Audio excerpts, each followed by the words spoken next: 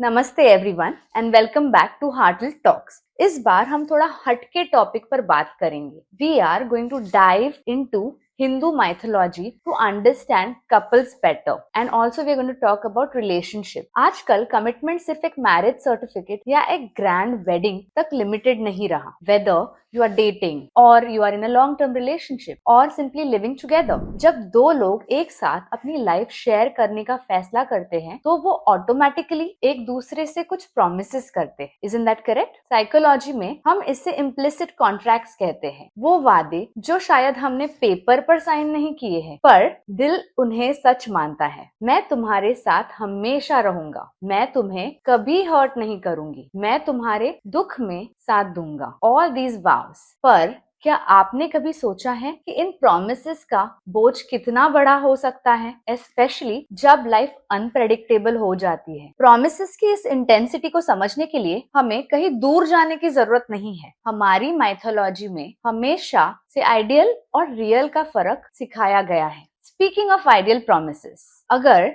आपने देवों के देव महादेव ये सीरियल कभी टीवी पे देखा है या यूट्यूब पर देखा है, उसमें लॉर्ड शिवा और माता पार्वती का विवाह का अल्टीमेट यूनियन दिखाया गया है। But what makes it so special are the vows, वो वचन जो महादेव ने पार्वती माता को दिए थे। Let's watch it.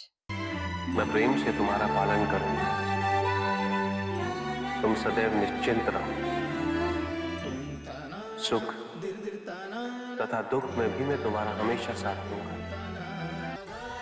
मैं तुम्हारी न्याय संगत आवश्यकताओं की पूर्ति करूंगा। जैसे आपने देखा, महादेव के पहले दो वचन कुछ ऐसे थे, मैं प्रेम से तुम्हारा पालन करूंगा, तुम सदैव निश्चिंत रहो, सुख तथा दुख में भी मैं हमेशा तुम्हारा साथ दूंगा। और दूसरा वचन कुछ ऐसा था, मैं तुम्हारी न्याय संगत आवश्यकताओं की पूर्ति करूंगा। Let's understand this better. As a counselling psychologist जब मैं ये सुनती हूँ तो मुझे बहुत सुकून मिलता है, पर एक बड़ा सवाल भी आता है, क्या एक इंसान के लिए ये प्रोमिसेस पूरे करना हमेशा पॉसिबल होता है, स्पेशली जब लाइफ में मेंटल हेल्थ या फिजिकल इलनेस जैसे चैलेंजेस आ सकते हैं। Let's decode this further. पहला वचन, तुम सदैव निश्चिंत रहो, which means you will always be worryless। ये सुनने में बहुत रोमांटिक लगता है, राइट? बट प्रैक्टिकली सोचिए, अगर आपका partner clinical depression, severe anxiety, bipolar disorder और ऐसे किसी और मेंटल हेल्थ कंडीशन से जूझ रहा है तो निश्चिंत रहना उनके कंट्रोल में नहीं है। इन कंडीशंस में ब्रेन केमिस्ट्री और न्यूरोट्रांसमीटर्स का रोल होता है।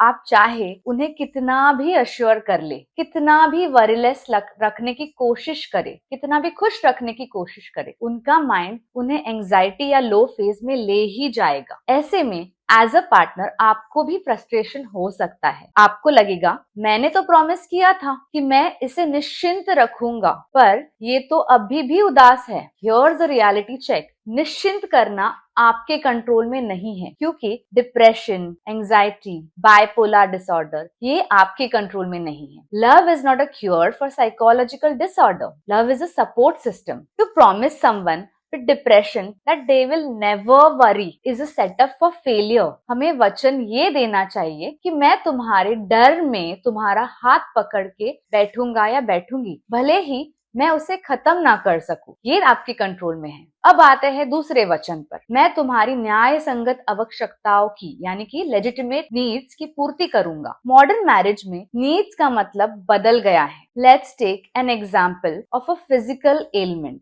जैसे कोई क्रॉनिक पेन या ऑटो इम्यून डिसऑर्डर। ऐसे पार्टनर की न्याय संगत जरूरत क्या होगी? शायद उन्हें महीने में 4 दिन सिर्फ बेड रेस्ट चाहिए, या शायद उन्हें चाहिए कि आप घर की सारी रिस्पॉन्सिबिलिटी उठा ले जब वो थके हुए हो तब। अगर आप सिर्फ उनके पर्सनालिटी जो एक्टिव और चेयरफुल है से शादी कर रहे हैं तो आप उनकी नीड्स कभी पूरी नहीं कर पाएंगे, क्योंकि इलनेस उनकी पर्सनालिटी का एक हिस्सा या पार्ट बन जाता है। ट्रू पालन यानी कि केयर वहां दिखता है जहां आप उनकी फिजिकल लिमिटेशंस को एक्सेप्ट करते हैं, बिना उन्हें लेजी, डिमांडिंग या आलसी समझे। तो सोल्यूशन क्या है? क्या हमें वचन देना बंद कर देना चाहिए? बिल्कुल नहीं। हमें वचन देना चाहिए, लेकिन कॉन्टेक्स्ट यानी सिचुएशन को समझकर। अगर आपका पार्टनर सेंसिटिव है तो पालन का मतलब उनकी इमोशनल बाउंड्रीज की रिस्पेक्ट करना होता है। अगर उन्हें कोई हेल्थ कंडीशन है तो निश्चिंत रहना